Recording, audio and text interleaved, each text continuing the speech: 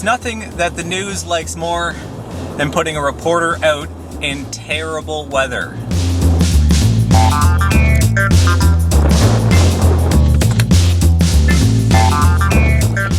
And so because it looks so good on TV to have a reporter standing in terrible weather, I figure I would show you a few things that goes into making those live shots and how difficult it is in this awful weather like we're seeing today. Now, most days your camera battery lasts a long time, usually the full day, but because of this cold weather, it's almost already dead.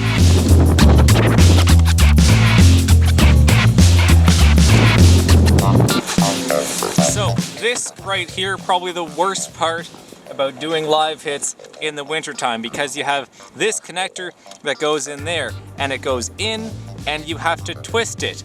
But because you have gloves on, you can't do it. So you have to take your gloves off, hands get cold, the other connection goes to the back of your camera. Then you put your gloves back on. And if you actually take a look at the water, you can see that sea smoke over top. That is created when the air temperature is so much colder than the ocean temperature. Thanks a lot, Brett Ruskin in Halifax. So that is a quick look at how live hits work in terrible weather conditions like the ones that we're seeing on the East Coast today. Again, it looks great on television. Not the easiest process, though, to get it on television.